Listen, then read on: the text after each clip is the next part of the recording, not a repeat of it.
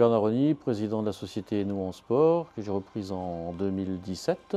Je suis ingénieur de formation, mon fil conducteur ça a toujours été l'amour de l'industrie. C'est le projet Nous en Sport qui nous a fait venir et découvrir la Touraine. Alors je suis toujours un peu ému de rentrer dans un gymnase avec notre matériel parce que ça me rappelle quand même un peu ma jeunesse. Et que là effectivement je me dis, tu n'aurais jamais pensé en jouant au hand qu'un jour tu fabriquais des buts de hand.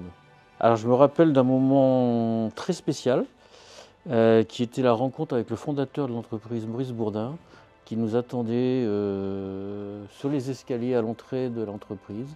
Et je pense qu'il nous jaugeait d'un œil, est-ce qu'ils vont faire l'affaire ou pas. Je pense que le premier échange avec Maurice Bourdin, la première réunion, c'est là que ça a fait la différence. Parce qu'en fait, Maurice était un entrepreneur dans l'âme et il voulait transmettre à quelqu'un qui continuerait à développer Nous en Sport.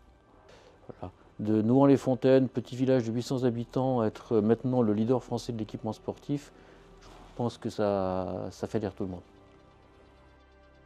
Je m'attendais à ce qu'il y ait une liaison forte entre les salariés et le village, mais ça va au-delà de ce que je pensais. C'est vraiment un enracinement extrêmement profond, qui est très fort et qui dure depuis des générations maintenant.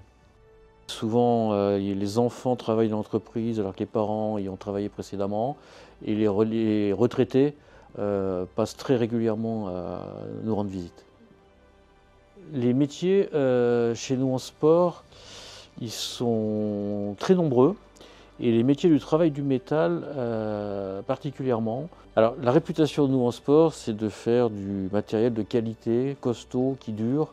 Et commercialement, ce n'est pas toujours un avantage parce que notre matériel dure, mais je crois que c'est aussi ce qui fait qu'il y a une grande pérennité à l'entreprise, c'est que ses clients l'ont toujours suivi. Alors les JO pour nous, ça s'est traduit par des gros projets, des projets plus gros que d'habitude, des magnifiques projets en Île-de-France, qui sont plus des centres d'entraînement que des salles dans lesquelles il y aura des épreuves. On a par contre été surpris par la taille des projets et la complexité des projets. On a fait des projets phares comme l'Adidas Arena Porte de la Chapelle, puis on est en train de finir le Prise de Bobigny qui deviendra un des centres européens de recherche et de pratique pour l'handisport. On reste aujourd'hui dans le sport parce qu'il y a encore beaucoup à faire pour nous et que c'est un vrai marché de spécialité. Alors on est le partenaire de la Fédération française de badminton avec qui on a développé des gammes de produits assez novatrices. On travaille aujourd'hui avec la Fédération de pickleball pour relancer le pickleball en France. On est le partenaire de Paris Basket qui pour nous est le club partenaire technique, communication. Et puis ponctuellement, on travaille avec des fédérations ou des clubs pour mettre au point et développer des solutions techniques adaptées. Donc Roland-Garros faisait partie de ces événements et techniquement, ce n'était vraiment pas facile d'implanter des baskets à Roland-Garros. Alors on n'a pas le droit de faire des trous dans de la terre battue.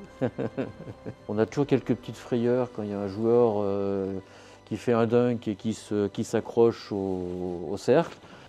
Là, c'est quand même, on se dit, Nous en Sport, c'est pas rien. Parce qu'être présent pour une PME rurale d'une cinquantaine de personnes, être présent avec notre matériel sur un événement pareil, là, c'est quand même un grand moment de plaisir et de fierté.